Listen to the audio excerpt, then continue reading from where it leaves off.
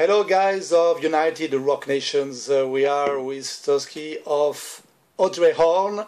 How are you? I'm very fine, sir. And you? Very well, here in Paris. Where are you at the moment? I'm in Bergen, in Norway. Okay, good, great. So the new album, Pure Heavy, is yet to release. I would like to ask you some question about. The first question I'd like to ask you is, it's the first time that you release an album 1 year after the last one. Yeah. Usually we have to wait 2 or 3 years. Yeah, I know. Why it comes so quickly? Well,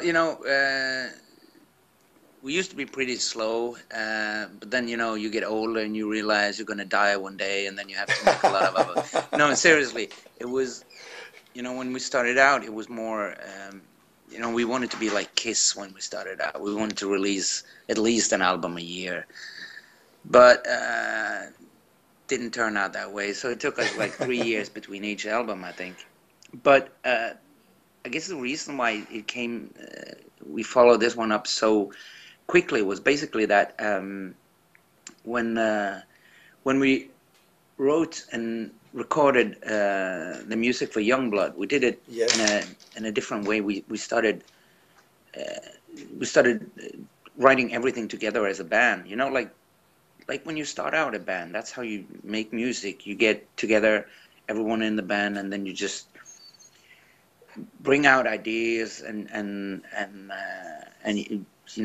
you jam over ideas. Exactly. and then you build up a song in that way. Whereas earlier Icedale and Thomas used to sit at home and write music separately. And then they call me and I come in and write melody lines and lyrics and stuff. And so you build everything up. And to us, it was not that rewarding, because you second guess everything and you try to do things over and over again. And then you use a long time just to end up where you started, because you realize that the first idea was probably the best one. So when we started writing music together like this, and we started recording live, everything went way faster. It didn't take us a long time to write the songs. It didn't take us a lot, at least, especially not to record them. That was really quick.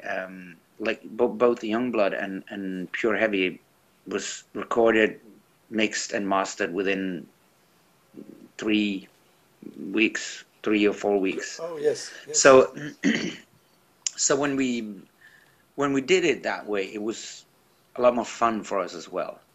So I guess it was the fact that it became a faster process, and also it was way more fun for us. So when we were done recording Youngblood, we pretty much, like a couple of weeks after we released that album, we already were like, yeah, I have some new ideas. Maybe we should, just continue to write, because we were on a good flow. And so we did. And then we realized that, we don't have to wait 3 years to put out an album. We can put out a new album next year.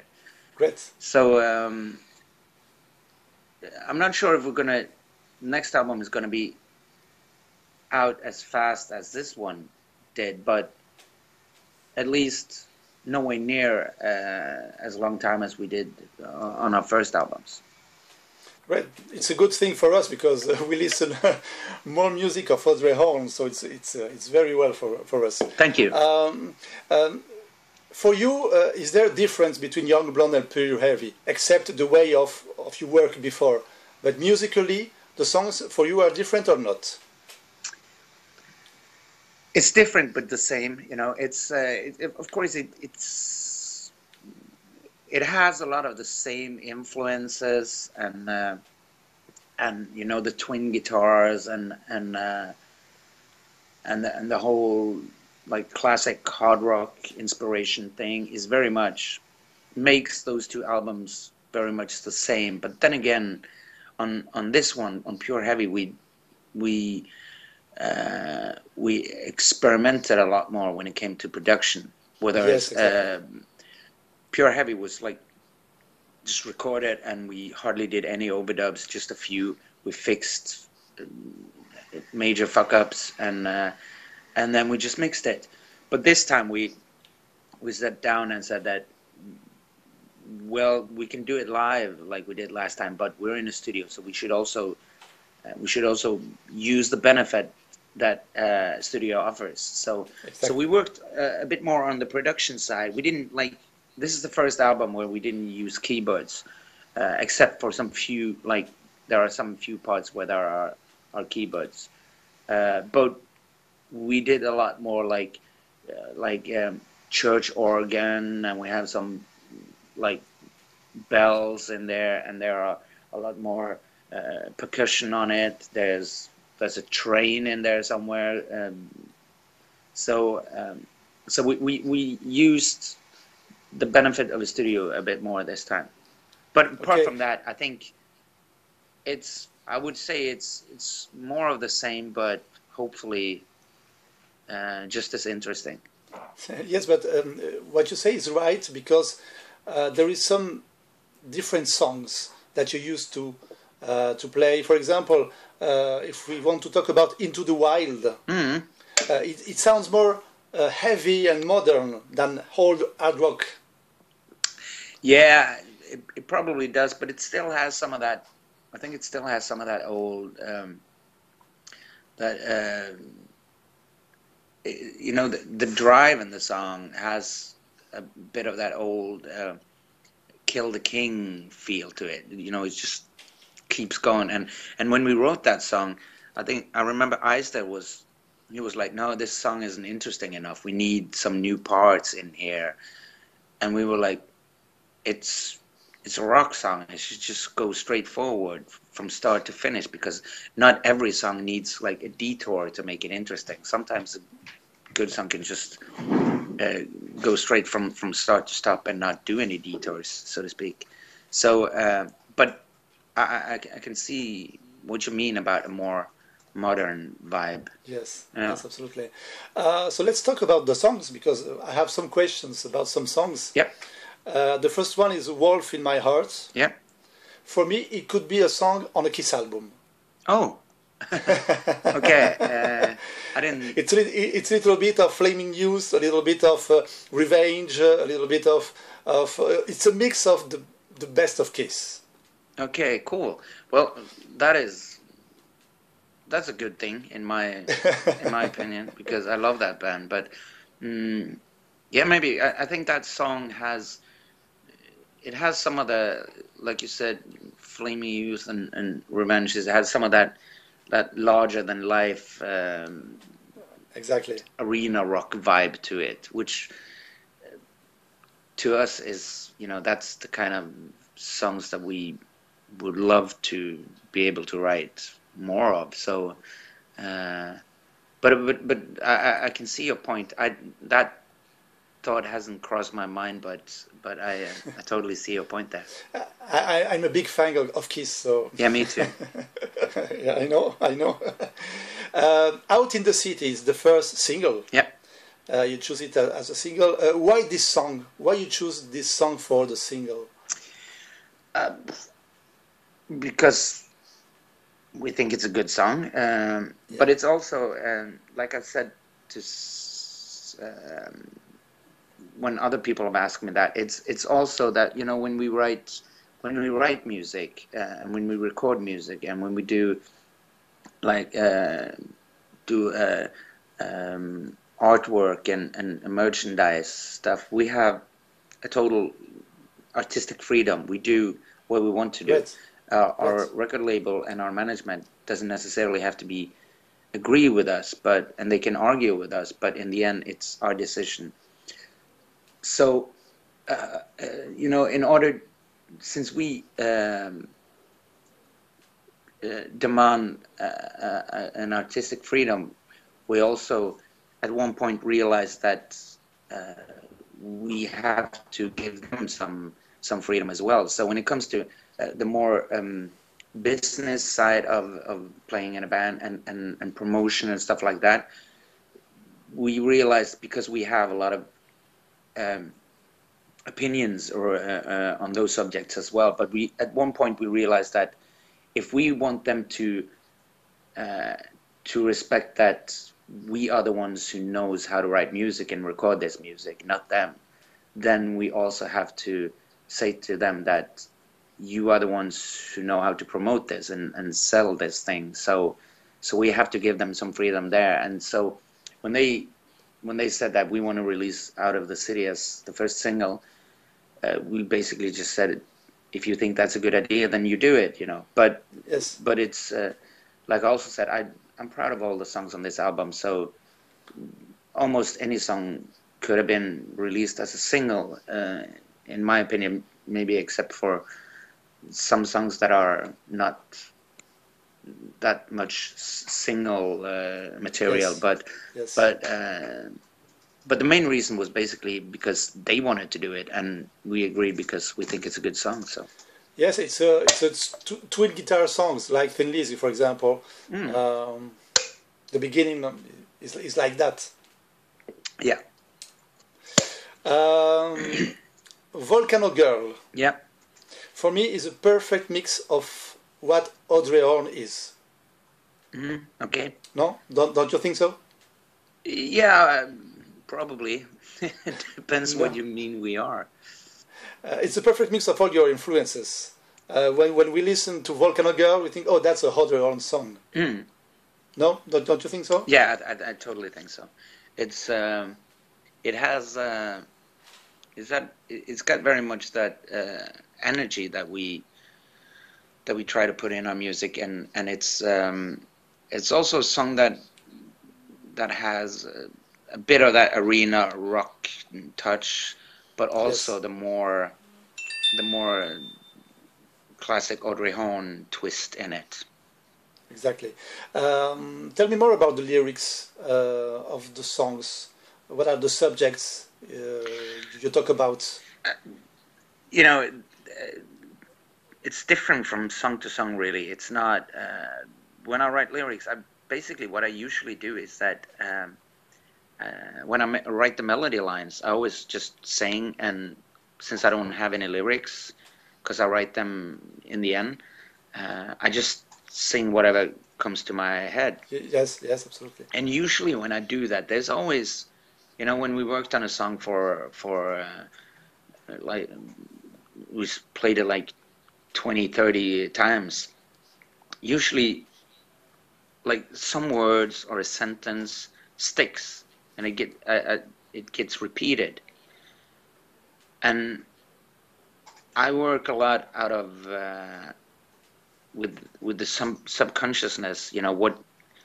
You know, like it's gonna sound a bit cheesy, but it's like almost like the song is telling me that this sentence should be in here, and usually that sentence has something that I associate with a subject or an emotion or an atmosphere or whatever, you know, and then I just write out from that. Basically, I'm not like Bob Dylan who sits down and write a song about the poor people in